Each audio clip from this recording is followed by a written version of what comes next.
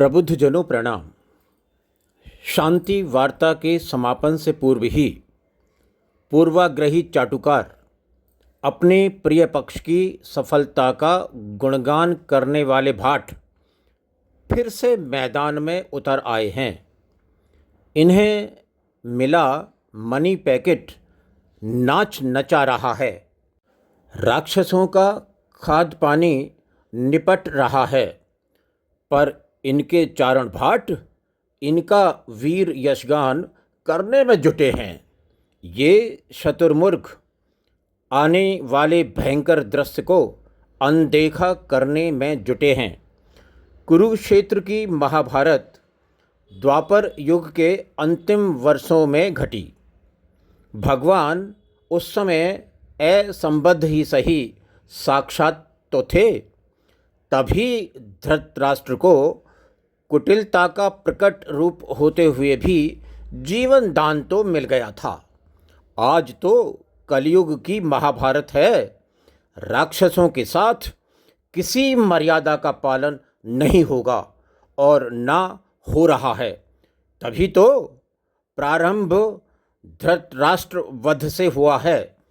इस समय के साथ चरे हुए धृतराष्ट्र ने उन राक्षसों को पोषित किया जो हरामी मनुष्य की गर्दन काटने में कुटिल संतुष्टि पाते हैं। प्रकृति कह रही है कि बदलते परिवेश में इन राक्षसों की गर्दनें सड़कों की शोभा बढ़ाने वाली हैं। ये प्रकृति समय की गोद में खेलती है, अतः उसके मन को पढ़ लेती है। कुरुक्षेत्र की महाभारत में जो क्रम राक्षस वध को अपनाया गया, कलयुग में ये क्रम उलट पुलट सकता है। तभी तो धृतराष्ट्र का वध पहले किया गया है। अब शकुनी सावधान हो जाएं। जितने भी शकुनी हैं, अब पहले उनका वध होगा। जयद्रथों का वध तो अट्ठाहस लगाती मुद्रा में ही शोभा देता है। पांडवों में सबसे छोटे श्री सहदेव ही थे। कलयुग में केवल सहदेव ही उतरे हैं धरा पर राक्षसों के वध के लिए। आज के सहदेवों के ऋणी हैं जो इन सुरंग पसंद राक्षसों का वध कर रहे हैं। इस जगत में पता नहीं सहदेव फिर कब लौटेंगे, अतः इनकी वंदना है। हे आज के वंदनीय सहदेवों, इन राक्षसों को छोड़ना मत। ये शकुनी किसी को जीने नहीं देंगे। तुम्हें ये कलयुग की धरा याद रखेगी। एक दिन तो आएगा जब तुम धरा को त्याग दोगे, पर उससे पहले उपकार करना है अवश्य। तुम्हें उस जगह का खाद पानी नष्ट करना है जहाँ भी ये शकुनी उपजते हैं। ये शकुनी जब सारे नष्ट हो जाएंगे तो जयद्रथों की कायर टोली तो तुम्हारे भय से ही मर जाएगी। शांति वार्ता कहें या भ्रांति वार्ता विफल हो गई। अब आगे हे सहदेवों और भ्रांति फैला दो। राक्षसों को भ्रमित कर न्यूक गिरा दो।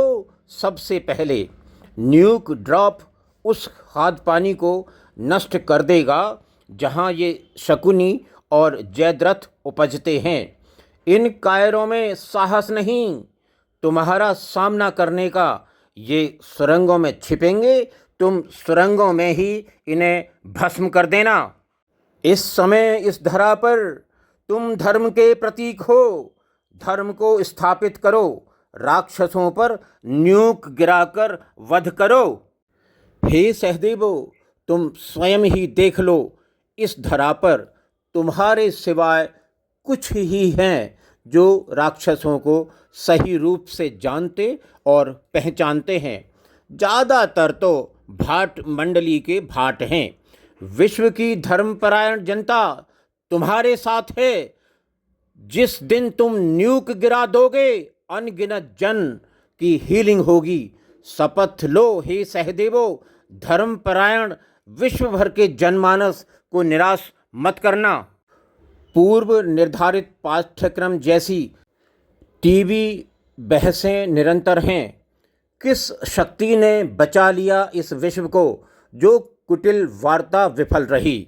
अन्यथा ये राक्षस अट्टहास लगाकर भयमुक्त होने का उपक्रम कर रहे होते और इनके अपॉइंटेड पेड भाटों ने इन्हें नोबेल पुरस्कार दे दिया होता। और कुछ परम पालतू पिल्ले तो इन राक्षसों को विश्व विजेता घोषित कर दिए होते।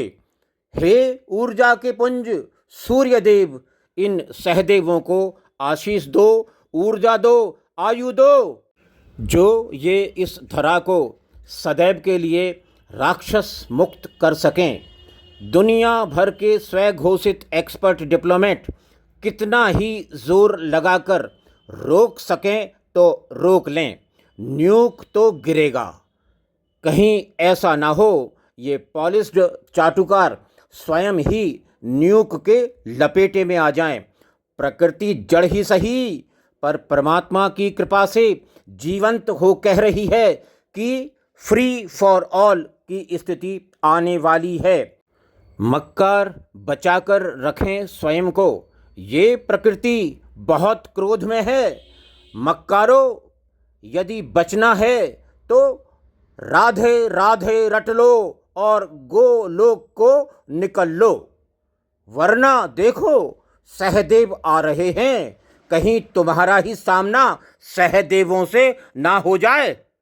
राक्षसों से तो सहदेवों का ही सामना तक नहीं हो पा रहा है। भगदड़ मची है। भयाक्रांत राक्षस कभी इससे हेल्प मांग रहे हैं, कभी उससे हेल्प मांग रहे हैं। ये कैसा विचित्र समय आया है। हेल्पर ही हेल्पलेस हो गए हैं। थोड़ा सा ही ताना बाना शेष है, काफ़ी तो उधड़ चुका है। जिस दिन न्यूक गिर कर फट जाएगा, जगत का भला हो जाएगा। चारण भाटों को ये पंक्तियाँ विचलित कर सकती हैं, पर समय मौन में बता रहा है, हीलिंग पथ पर चारण भाट नहीं आते। ये चारण भाट दुबई तिब्बई या छब्बई पथ पर जाते हैं। देखो तो सहदेवों ने कितनी युक्ति से दुबई का छब्बई बना दिया और दुबई पैरों में पड़ी है। देख लेना, न्यूक बॉम्ब के फटते ही मुर्गी बकरी बच जाएंगी। पता नहीं क्यों, पर समय ऐसा कह रहा है। आप बताएं ऐसा क्यों? तब शायद फुर्सत किसी को कहाँ होगी मुर्गी बकरी के काटने की, क्योंकि सहदेवों के चरण चूमने हूरें नीचे आ जाएंगी।